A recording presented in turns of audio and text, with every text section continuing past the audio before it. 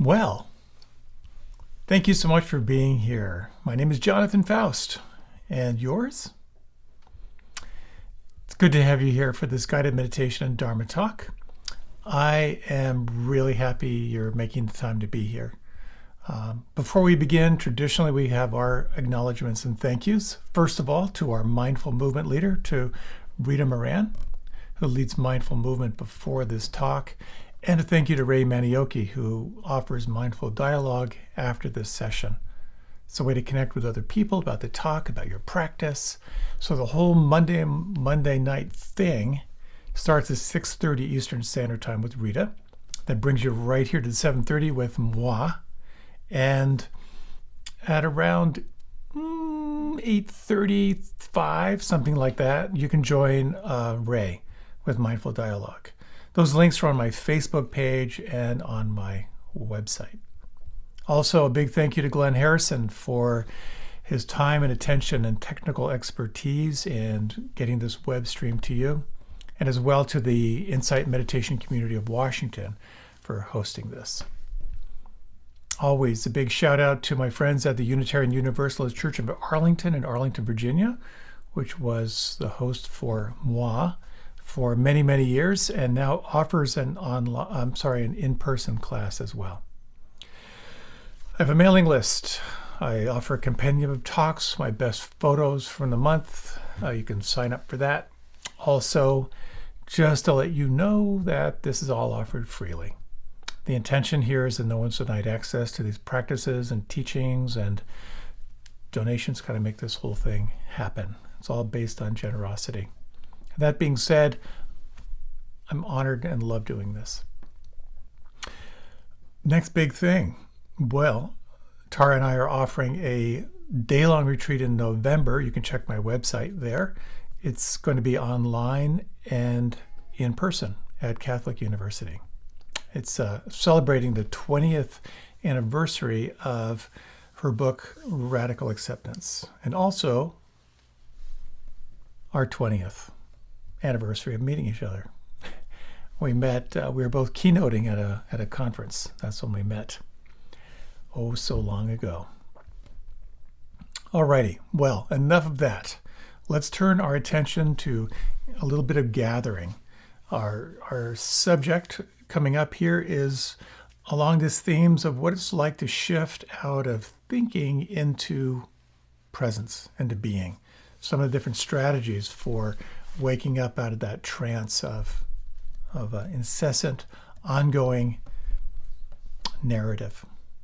So, to that mind, we're going to explore some embodied techniques. First of all, you might want to reach your arms overhead, stretch up, lengthen up through the left side, the right side, let out any sounds. See if you can freak out your cat or your dog or any humans living nearby.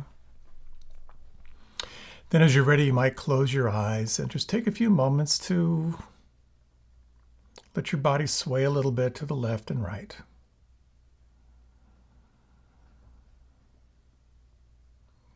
And as you just begin to bring in more of this proprioceptive feeling awareness,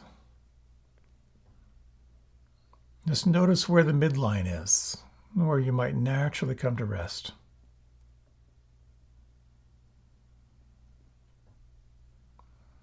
You might find it helpful to shift your attention to your breathing, and we'll do just a few minutes of conscious breathing. Inhaling to the count of 4,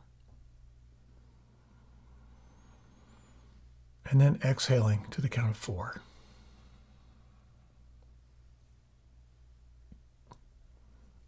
Inhaling to the count of 4,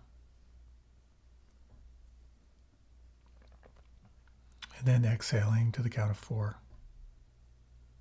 For the next few minutes, let all of your attention come into your breathing. And the idea here is to match the length of the in-breath with the length of the out-breath.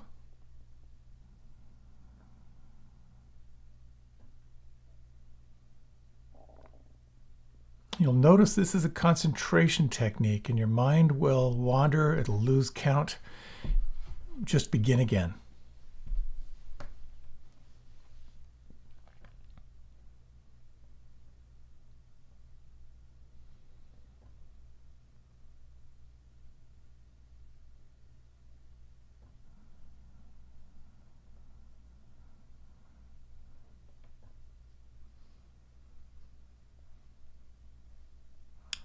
You might want to change your ratio a little bit.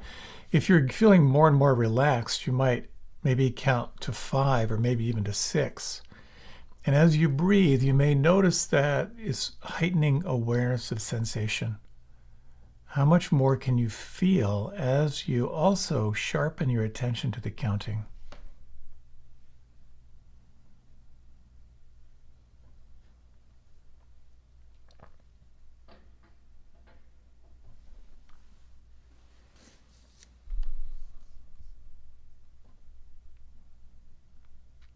Now for the next 3 rounds of breath, how much more intimately can you experience the breath on the inside?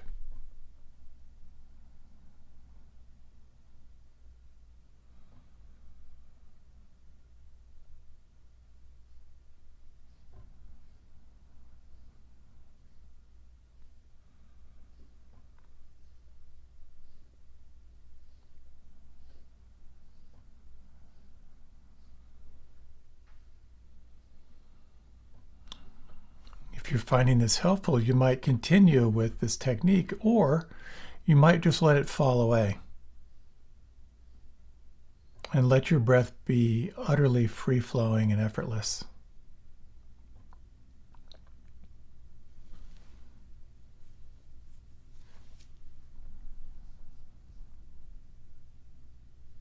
Now, as you notice where you feel the breath, you might direct your attention to perhaps the nostrils or the belly. These are kind of the classical places to focus your attention. The movement of the breath at the nostrils, or the rising and falling of the belly.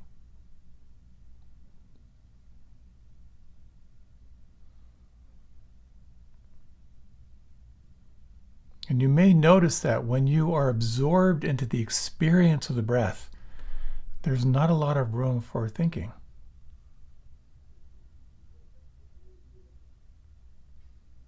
When you lose your connection to the breath, the mind is, shall we say, off to the races. So you might explore some of the following techniques with the attention on the breath. If your mind is particularly active, and you might try this now, count each inhalation up to 5. At the top of the inhalation, counting 1, the next inhalation 2, and continuing from 1 to 5. Just notice the effect.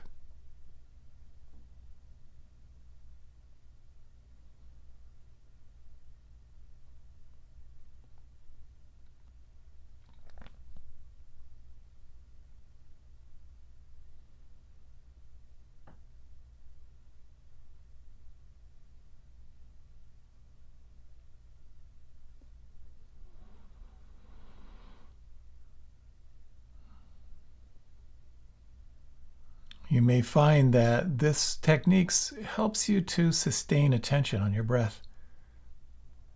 Another technique, a little bit more subtle, which you might explore now, is to bring your attention to your anchor, to the nostrils or the belly, and notice how intimately you can experience it on the inside.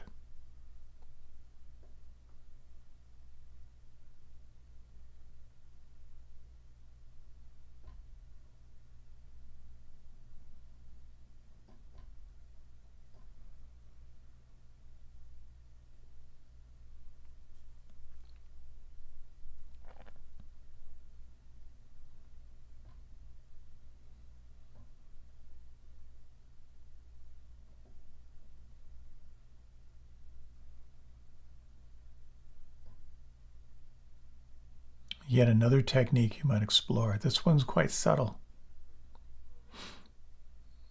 Is this inhalation shorter or longer than the inhalation preceding it?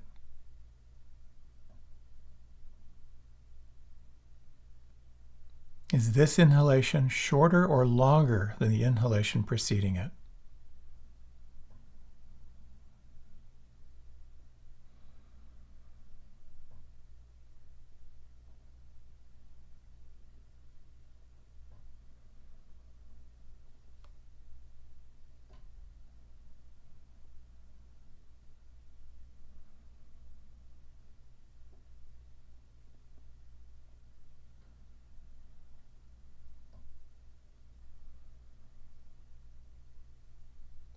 As you continue, you might explore any one of these 3 techniques as a way to help you come again and again back to the here and now.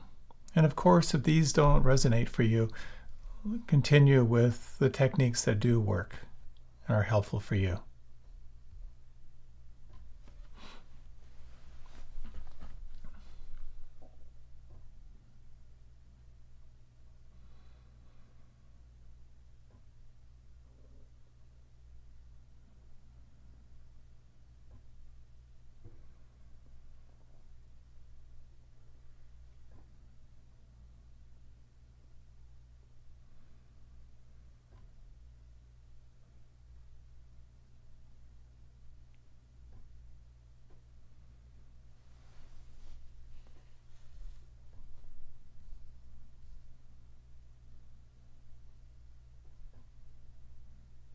With these remaining minutes, you might explore now softening your focus on the breath and notice, if you can, the sense of foreground and background.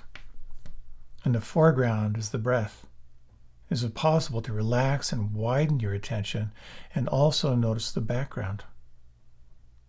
Everything that is changing.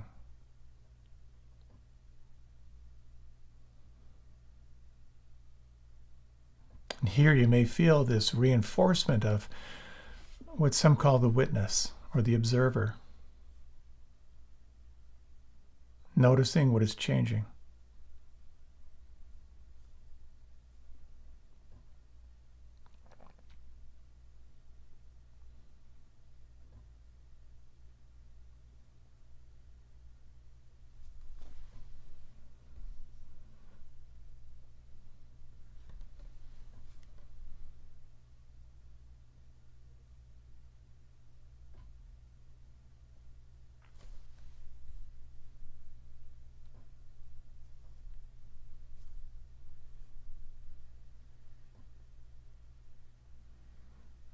And in these remaining minutes, you might explore what it's like to relax or soften even more.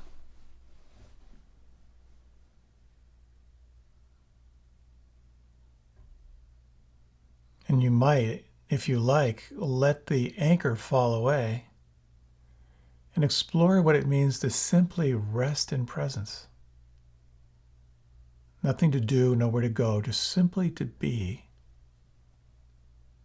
Noticing what arises, what changes,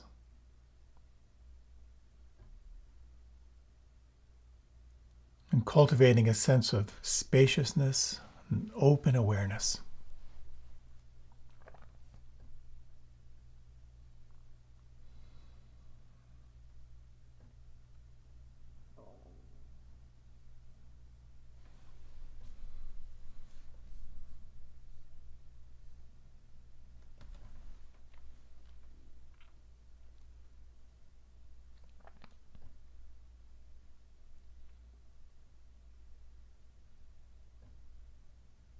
Is there anything right now that could relax or soften or let go?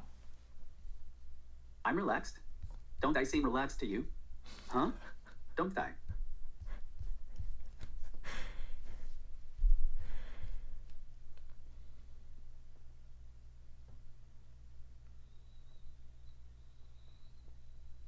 And deepening your breath. Let your body move and stretch in any way that feels good for you.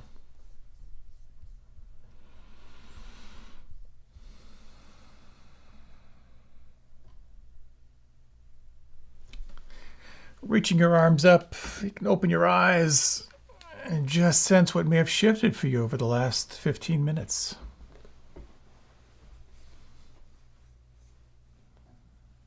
I'm not sure if you heard Siri jump in saying, I'm relaxed, what about you?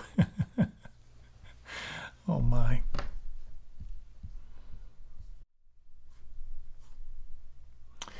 A guy walks into a psychologist's office. And the psychologist says, "So, well, welcome. Tell me about yourself." The man says, "It's my deeply held belief that I am, in fact, a moth." Well, the psychologist is a little surprised, but he's a professional. So he thinks for a moment and he says, well, I'm sure I can help you overcome that. And the man indignantly says, no way. I love being a moth. Thank you very much. The psychologist says, well, then why on earth did you even come in here? The guy says, well, I was passing by, I saw the light on.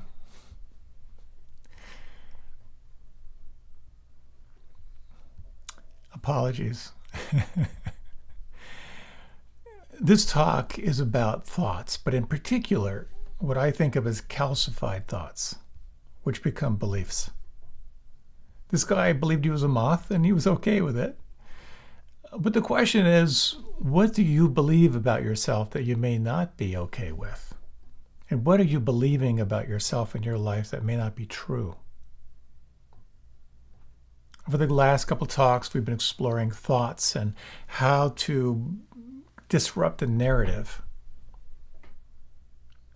And they're wonderful techniques, and we'll touch on them briefly here. But it's interesting to notice how the thoughts that you think about 1,000 times calcify into beliefs. How do we work with those? So what I'd like to explore with you, first of all, where do thoughts and beliefs come from? Second, a little bit on the art of interrupting the stream of thinking, the identification with the thinking process, and then the art of deconstructing beliefs. And it really is an art and science of looking closely at your beliefs and systematically and rigorously exploring whether they are true or not. But along those lines, also a couple words of caution about the power of deconstructing reality as you know it. An element that can be really helpful. Another element of this can be, shall we say, a little disturbing. So life happens and we react. Not that long ago, I was getting ready for a flight. And I noticed I went through this process. When I'm traveling alone, I become a little bit more kind of self-aware of my process. And I noticed I arrived early. I felt good about that. And I noticed as soon as I walked in the door that the airport in Dulles was really crowded. There were a lot of really upset people around me. There were staff that were really harried. And I was like, ooh, this is bad. And as I walked toward TSA, I thought, I've got pre-check. This is good. But then I noticed there's a long line, and the line looks longer than the non-pre-check. That's bad. Then I remember that I traveled with just one bag, and I thought, this is good. I'm kind of proud of myself. And as I was admiring my bag, I realized I forgot to empty my water bottle. Oh, well, that was bad.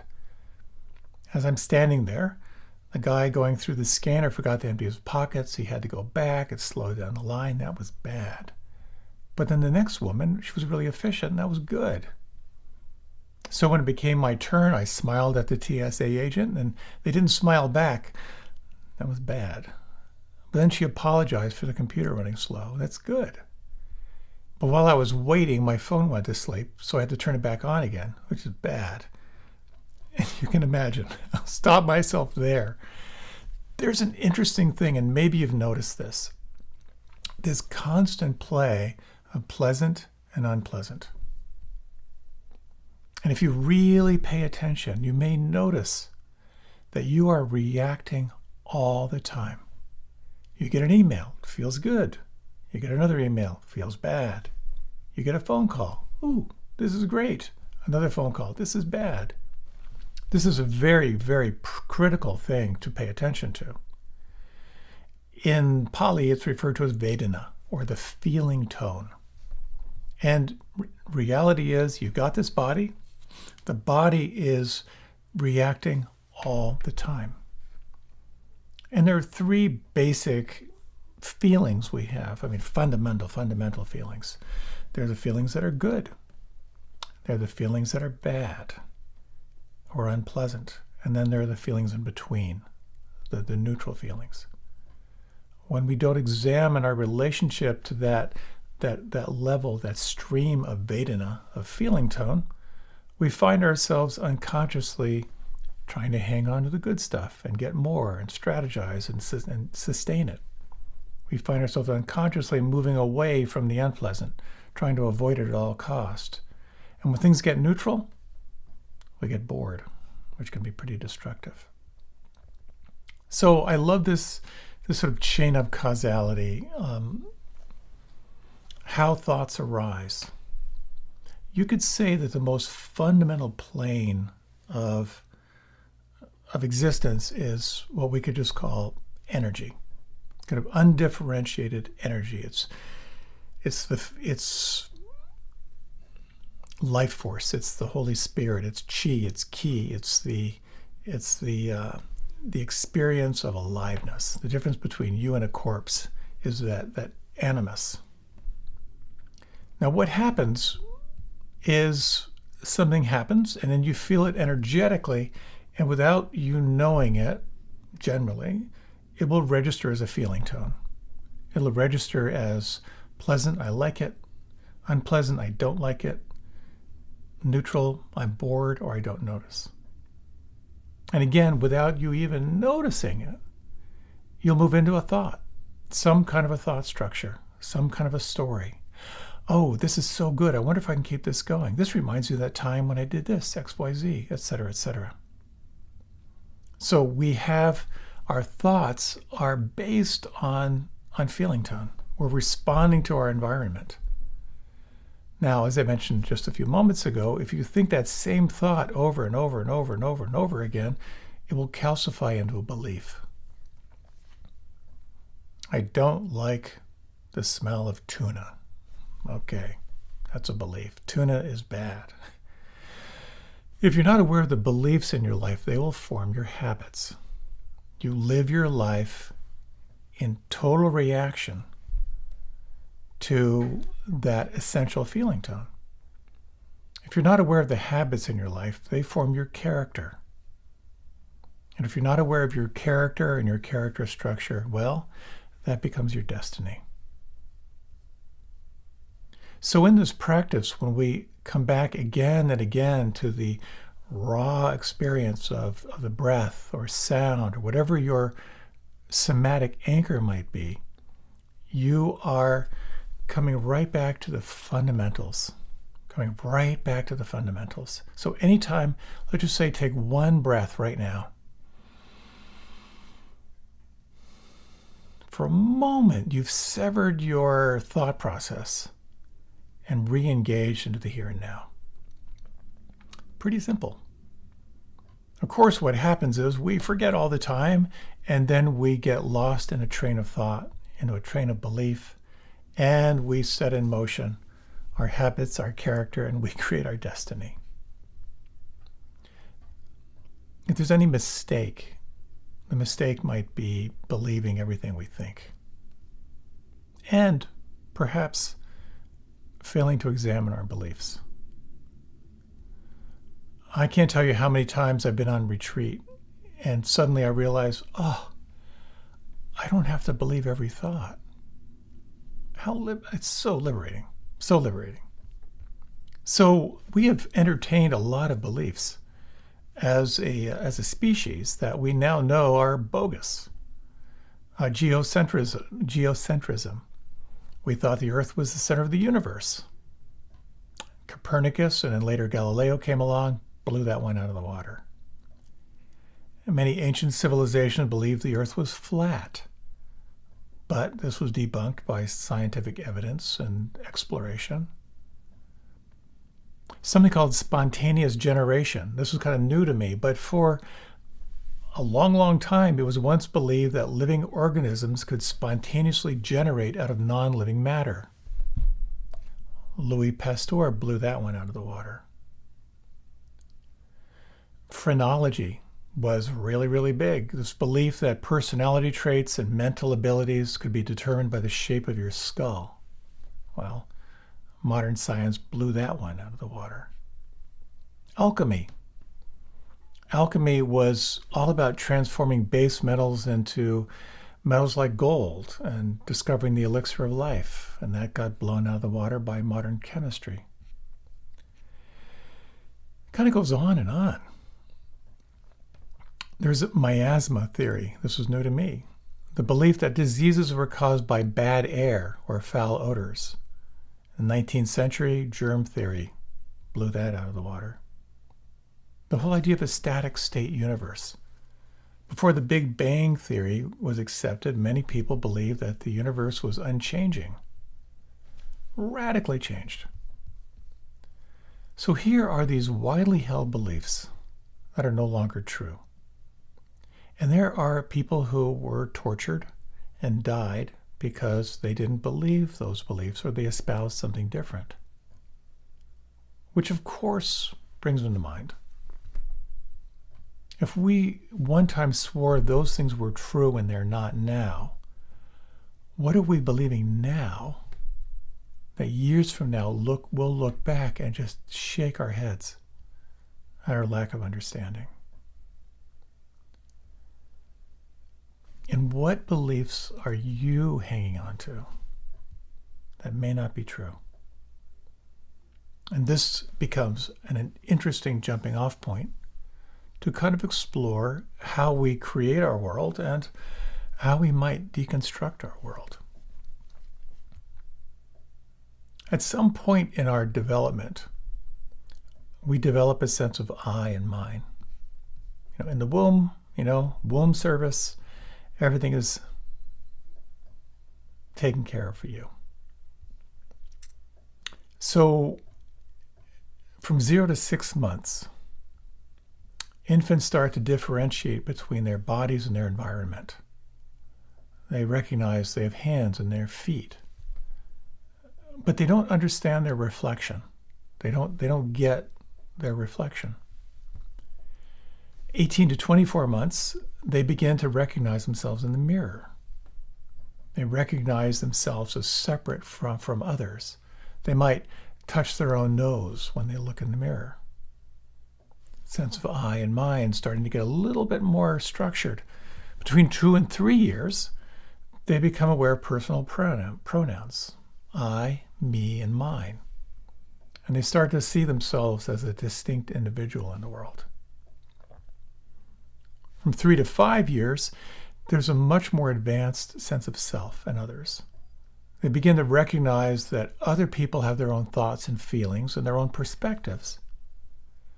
And they start to develop kind of what's been called the theory of mind.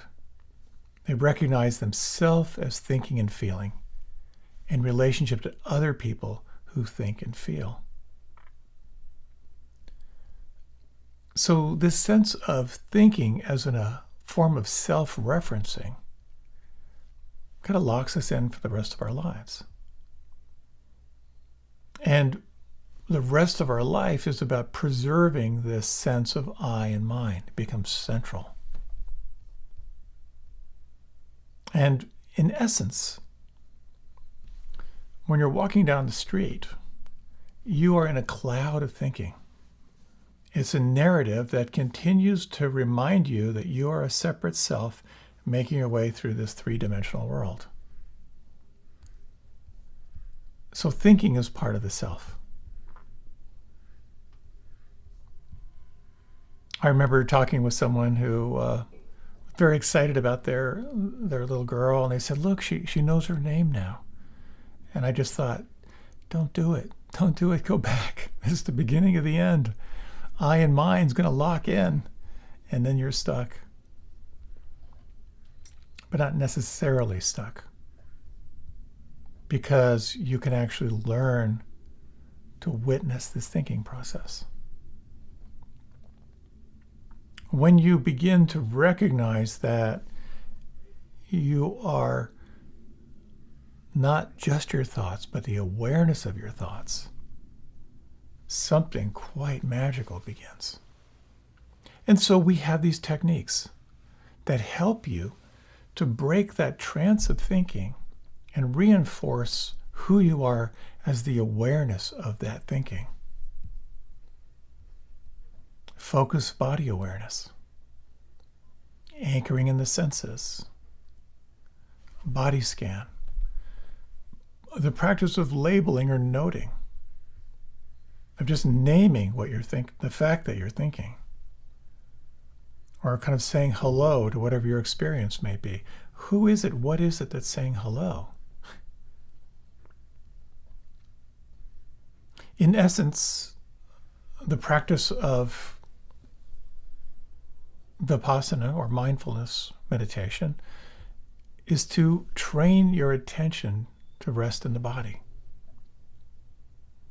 to come back to this breath, to these sound vibrations. And you begin to notice something that's in Pali referred to as papancha, or the proliferation of thinking. You'll notice how one thought triggers another thought, which triggers another thought. This awareness of the power of the sensations of the here and now becomes really, really critical. And again, so simple, just not easy. So there are different ways you can train your attention. Just a little bit of a digression here. Training yourselves to be intimately in the senses. So as I breathe in, I'm aware of breathing in. As I breathe out, I'm aware of breathing out. Doing washing dishes meditation, doing taking a shower meditation. Every time you're absorbed into the here and now, that calcified sense of I and mind doesn't get quite so calcified. I just want to name another practice. And this is really kind of popularized by a teacher by the name of U Tejaniya, which is actually to pay attention to that experience of Vedana. And when you do a retreat with him, I have not, but I have heard. Over the course of that retreat, you are not instructed how long to sit or what to do in your practice, but 24/7. Notice the feeling tone of your body. Notice how stimulation will either arise from the outside or stimulation from the inside, a thought, a feeling, an emotion, and pay close attention to that play of expansion, I like this, contraction, I don't like this, or that neutral place of boredom. It's a very powerful practice that can lead to some amazing insights. When we don't pay attention, we drift into thinking that we are our thoughts. Now, one of the magical things that starts to develop when you practice is you start to become aware of awareness itself, that there's something that is aware. When I sort of came through this in my depth practice of yoga years ago, we described it as the witness, taking the seat of the witness. This place of the witness is the observer, kind of an unblinking eye that's just simply aware of what's happening, without comment, without judgment. Also described as the observer, sometimes described as mindfulness itself. And translation for mindfulness, how the translation I like is non-judging awareness, a quality of non-judging awareness. When you take that seat of the witness and you practice non-judging awareness, it helps you enormously with breaking your identification with the thinking mind, just to see clearly what is here. And that's the training. To see clearly what is here without assumptions. When I was 14, I read Stranger in a Strange Land. And there was one little story that just stuck out for me. It was one of these people who was trained in this form of paying attention. They were sitting behind a house and they saw there was a shed in the backyard. And he asked this person, "What color is that shed?" The person responded, "On this side, it's green." No assumption that the other side was green as well. And this is this element of strengthening the witness, strengthening your capacity to recognize what is here, observing without judgment. And you might just sense this just for a moment. We're going to take a 30-second pop quiz. If you like, you can close your eyes. If you're driving, please don't. And just sense or imagine for yourself what it means for you to take the seat of the witness.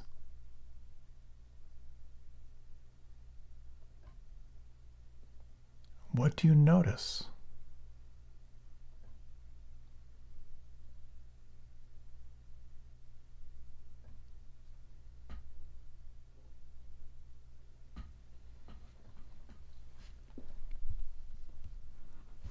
You might notice what are sometimes called the streams. The stream of sensation constantly changing. The stream of thoughts. The narrative. The stream of emotion. The stream of feeling tone. Even there's a stream of consciousness itself. Different states come and go. When you take this seat of the witness, you move from a predictive quality of mind to a mind that's open to new possibilities. So just yesterday, I was in the car. I saw a car going by really fast in the other direction. And then I saw a young deer. It was hit by a car. And it had just happened because the other deer were they were sniffing it. Like, what happened to Frank? I had such a feeling of sadness, just an overwhelming feeling of sadness. And then that sadness turned into anger to such stupid drivers. They don't realize they're here in the country where there are animals on the road all the time. And then that morphed into a belief. And I remember just thinking to myself, people are idiots. And then it didn't take too long when I thought, wait a minute, I've also hit deer. And I remembered how I've hit deer in the past. How they appeared right in front of the car before I could even take my foot off the gas. And the horror of what I had just done. The horror of watching a deer die, which I have witnessed a couple times. I grew up in deer country. And then I felt badly for the driver. For the deer and for the driver. I don't think that would have happened if I hadn't somehow, I'm not claiming credit for this, but somehow was able to stay present to my experience. I would have gotten locked into just feeling sad for the deer, or being locked in anger at city drivers out in the country, or locked in that belief that people are idiots. It all comes down to not believing what you think and to look closer at what you believe. So I'd like to talk a little bit about deconstructing beliefs.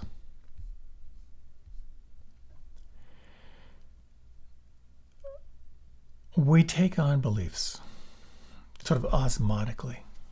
We see how people are living their lives, and we assume that's so too. And way back when I used to do a lot of fundraising, I would lead these workshops and I would ask people to complete the following phrase. One thing my father always said about money was, they'd fill in the blank. And then I would ask, is that what you think? And for many people, gee, yeah, I guess I kind of absorbed that belief. So our life is constructed not only of thoughts, but it's a web of beliefs. When I was getting my master's degree, I went to a very exciting conference in Kansas City, of all places, the National Conference of Teachers of English conference. Thrilling. It was actually fun. My father was a university professor, and a colleague of my dad's was giving a paper. So I went to hear him read his paper, basically just reading his paper with a room full of other eggheads. And I was actually excited by his talk because I had read what he was writing about, and later that afternoon, I saw him on a street with another professor, and we had a kind of an animated talk. And I just really enjoyed making some connections with these two professors, and it's very stimulating, and I was pretty lit up. I mentioned to my father sometime later that I'd been to the conference. He said, "Yes, yes." My colleague was there, and he noticed that when you after you had that conversation with the two of them, the other professor said to him, "That young man is going places." I can't tell you the impact that had on me. Mark Twain once said, "I can survive on a good compliment for a month." I kind of survived on that for a long time. I don't know why I internalized that so much. I guess I was desperate for some kind of affirmation, but I would sort of find myself spontaneously thinking, I'm a young man going places. Of course, he didn't specify what places I was going to, but I assumed those were really good places. Before that, I was just a schmuck doing the next thing, but now I'm a young man going somewhere. It's really interesting how our conditioning locks us in. If you take a bunch of fruit flies, put them in a mason jar, let them hang out there for a day or so, and then remove the top, they won't fly out. They'll stay in that confinement because their conditioning is locked in. So when it comes to beliefs, some beliefs are empowering. I'm a young man on his way somewhere. Some are not so empowering. They're crippling. The belief of I'm not good enough. I'm not enough. There's something wrong with me. Some are diluted. Some beliefs are diluted. They just have nothing to do with reality. A good friend of mine was really upset that his 13-year-old was failing some classes, and brought it up to her, and she looked at him with some pity and said, "Don't worry, Dad. It's okay. I'm going to be marrying a movie star." Yeah, it's a diluted thought, I think. She hasn't yet. So can you sense how your beliefs tend to form your reality? We have this classical image of a circle with a line through it. Above the line is what you're aware of. Below the line, everything you're not aware of, everything unseen, unfelt, undigested. When you relax and pay attention, the line moves and you begin to become more aware of everything unfelt, unseen, and undigested. So there are lots of systems for examining the deconstruction of beliefs. But there's a very popular and a very direct approach in the work of Byron Katie. If you're not familiar with Byron Katie and the work, it's very, very good. Great stuff. I encourage you to check out her website. You can see her work with people. There are all kinds of materials that will support you in this. In essence, it comes down to a few very, very challenging questions. As in mindfulness, the most simple things are usually the most powerful and directly challenging. When you find yourself caught in some kind of a complaint or in some form of anxiety or stress, you can ask yourself the following question. What am I believing right now? This is a simple question, and what I find is you really have to drill down. What's the core operative belief right now? It requires a tremendous amount of honesty. The second question to ask yourself when you have a sense of that belief is that true? Do I know that to be true? And here, it's important to kind of test it. Now, what I find quite often, I might be doing some exploration with someone, and we'll kind of get to the core belief or what they think is the core belief. And the core belief might be something like, I'm not good enough. And I'll ask myself, is it true? And they'll say, well, the evidence sure points that direction. And then I have to persevere.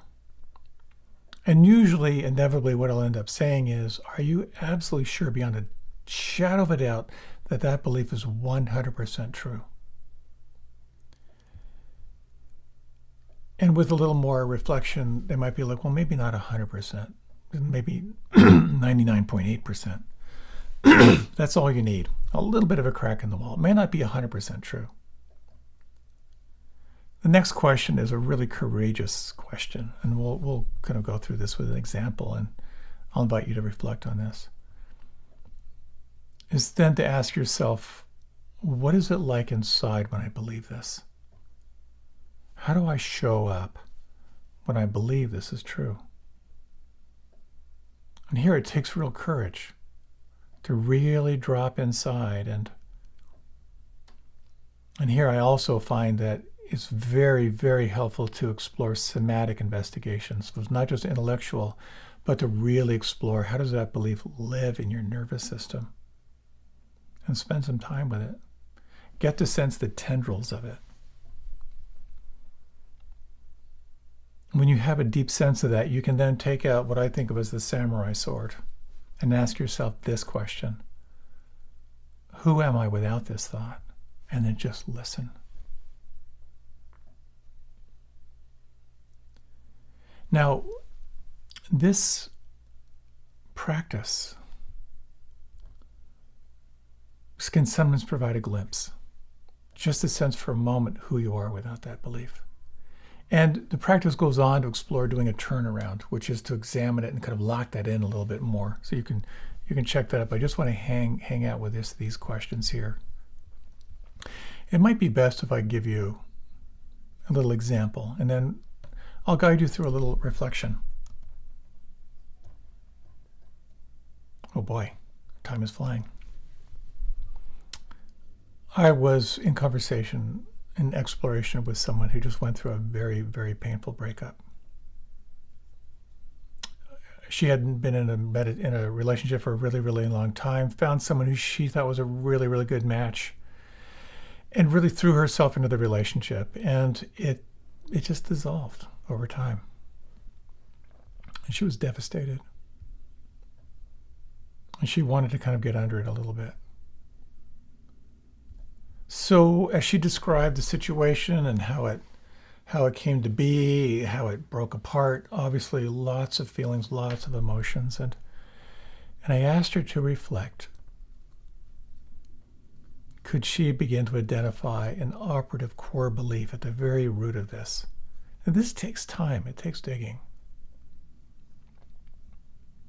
Eventually she got to this belief: I will be alone forever.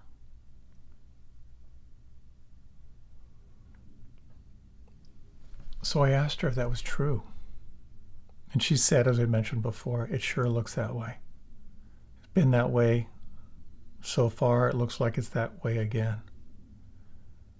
And then I asked, can you absolutely know that that is true?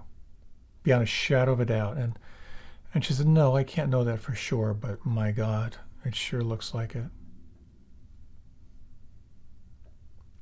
So I asked her the following question: what's it like inside when you believe that thought? When you believe that's true? How does that live in your nervous system? And she began to describe this old place inside of just feeling lacking, of not deserving attention, affection, and love. And she could feel it in her heart and down in her belly, and there were lots of tears. When I asked her how old that feeling was, she couldn't even track how old it was. It just seemed like she came in with it. And there's lots of stuff around her bonding with her mother that didn't happen. And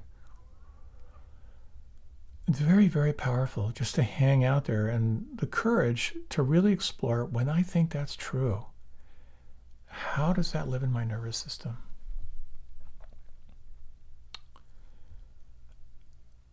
As she got in touch with just how deep that belief translated to her inner experience, I asked her the samurai sword question. Who are you without that thought? And it was stunning. It was almost like a cognitive dissonance. And she said, I'd be free. I feel energy flowing again. I get juices flowing. I feel like I could dance. I feel like I could express myself without worrying how I show up. I can just feel this charisma pouring off me. And it's quite powerful. And that's not to say that she didn't entertain that thought of I'll be alone forever again. But that glimpse of who you are without that thought, so powerful. So powerful. When the conditions are right for you to explore that inquiry, it can be very, very helpful, very, very powerful. So we've just a little bit of time left, and I'd like to lead just a short little reflection, and then I've just a few words to say of little cautionary words around deconstructing your world too fast. So if you like, you can close your eyes. Now, because we don't have a lot of time, I'm going to just have you play with a particular thought. So imagine that you're thinking to yourself, tomorrow is going to be a really hard day. Just take a moment and think that thought. And you might ask yourself, is that true? Do you know absolutely beyond a shadow of a doubt that that thought is true? And just take a moment to imagine when you think that thought and you believe it, when you really believe that tomorrow is going to be a hard day, what's that like on the inside?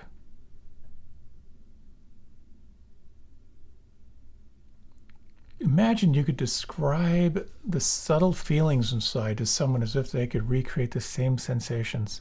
What do you feel and what do you notice?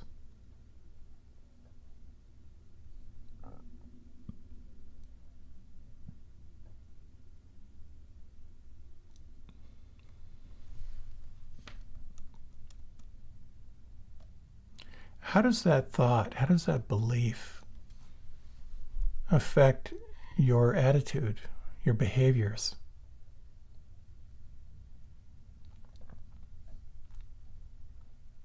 And then if you like, just take a moment. In regard to this thought that tomorrow is going to be a hard day, ask yourself the following question. Who am I without that thought?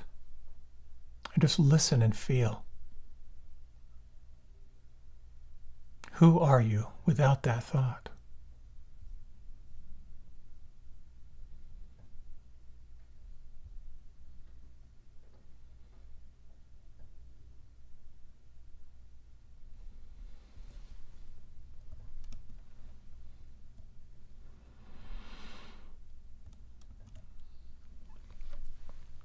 If you like, you can open your eyes if they're not already.